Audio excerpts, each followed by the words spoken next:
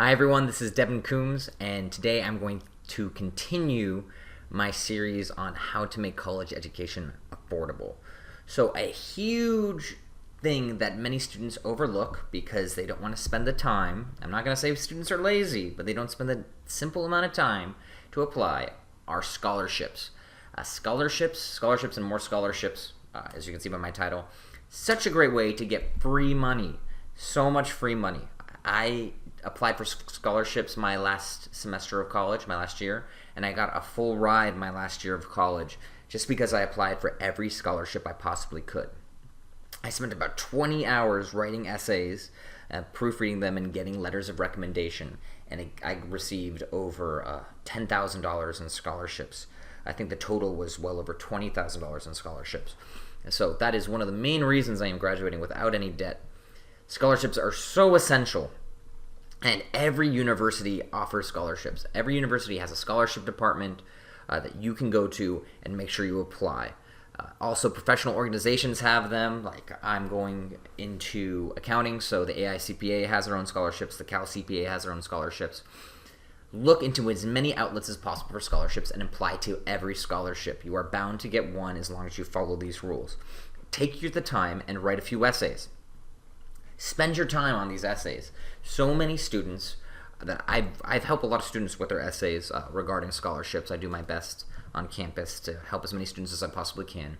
And so many times I get essays that were obviously written extremely quickly, and sometimes they didn't even have anything to do with the scholarship. So take your time when you're writing these essays and write a few and cater the essays to each scholarship. Don't just write one generic essay. Find out what each scholarship wants and then write your essay to that scholarship. Generally, every scholarship will want a personal statement, and that can be the same, but I would even cater your personal statement to whatever the scholarship is desiring. If it's a CPA scholarship, you want to cater it to the CPA. If it's a English scholarship, you want to cater it to your major, the English major. If it's a volunteer scholarship, you want to cater it to volunteer work, and et cetera, and et cetera. I want to just break down some costs here before I lose you, because people get really bummed out and burned out and say, I'm not a good writer, I'm not going to do this. But let's just do some basic math. Let's say you spend 20 hours like I did writing essays and getting letters of recommendation. And let's say you only get $2,000 in scholarships, which is very low, right? Very, very, very minimal de minimis scholarship amount. Generally, most scholarships will be $1,000 to $2,000, and you can apply for many. If you just consider this, you made $100 an hour. There's no other job that I know of, less of some provocative measures, that you would be making $100 an hour as an undergrad student. I know tons of grad students and PhDs who don't make $100 an hour. So this is probably one of your only chances in life, this early in life especially, to make $100 an hour.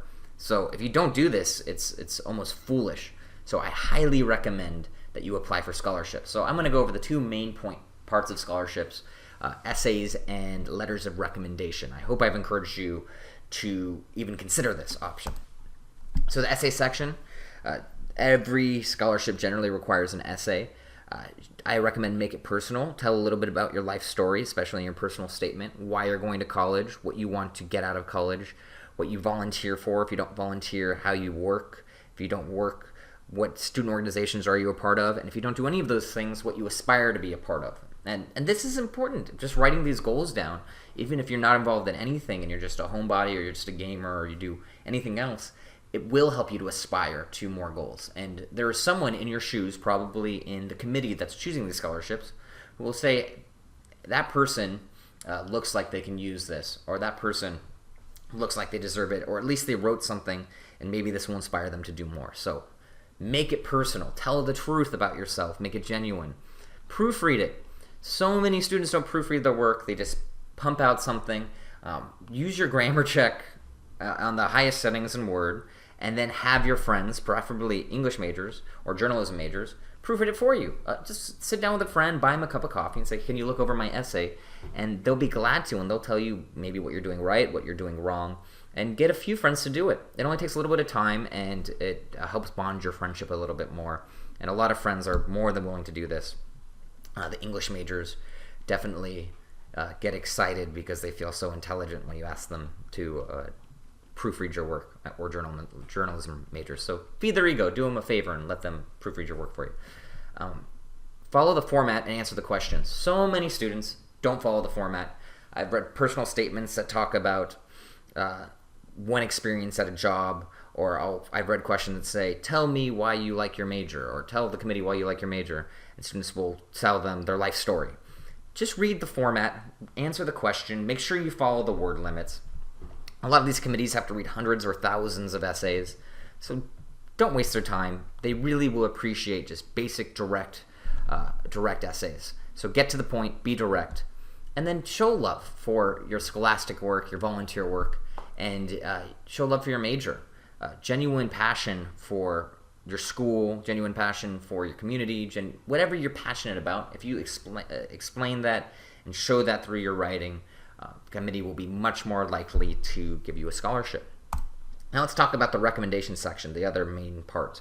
A lot of times you have to get 1 or 2 recommendations from professionals or professors. I recommend giving a month minimum to write recommendations. So go up to them and say, I have a month or 2 months until I have to turn in this scholarship form. Can you please look it over? And a lot of times they will be more than happy to, and if they aren't, then you don't want them writing your recommendation in the first place. Also, for every professor or every professional, write a biography, and a resume really quick that you can give to them. That helps them determine and pull from things in your life to write your recommendation letter. A lot of times, professors and professionals might know you well, but they have hundreds of other people asking them for recommendation letters. They don't have a lot of time. So if you write them a bio and give them your resume, they'll be able to cater it to you, and the recommendation letter will look a lot better. And the professionals and professors will really appreciate it. Make sure the professors understand what scholarship you're applying for, and why you need the recommendation and how they can help you get it. If they're going to write you something, they want to write it well. So if you give this to them, they'll be very appreciative. And then find people that genuinely like you and find inspiring. I remember when I did my scholarship essays, I chose the professors that I thought I vibed with the best. I had a finance professor and a law professor that I really, really got along with, and an accounting professor. And I remember asking them, was extremely easy, and they wrote me the best letters of recommendation I could ever ask for. And if you have professors and develop relationships with your professors or professionals, it'll be so much easier to get that good letter of recommendation. And then lastly, stay on the ball. So many students go through this entire process and they don't have their letters of recommendation in time for the application process, or they miss the application process, so it was all for naught. So make sure your professors know that the date's running near. Some professors get very busy, so just remind them, hey, give them a call or send an email and say, hey, it's 1 week until the deadline. I need your letter of recommendation. Please, please, please send it to me as soon as you can. And most professors and professionals will get back to you right away. Sometimes they just get distracted. They're very busy people. Also, I'd have a backup if it says you require 2 recommendations.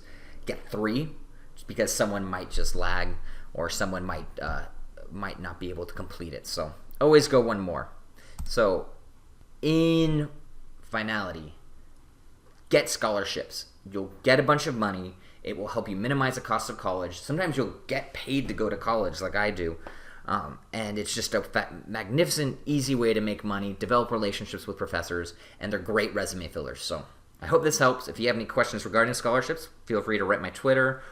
Feel free to subscribe if you want more videos like this, or feel free to comment below. I hope this helps, and please watch more videos, and feel free to reach out to me if you need anything at all. Have a great day. Bye.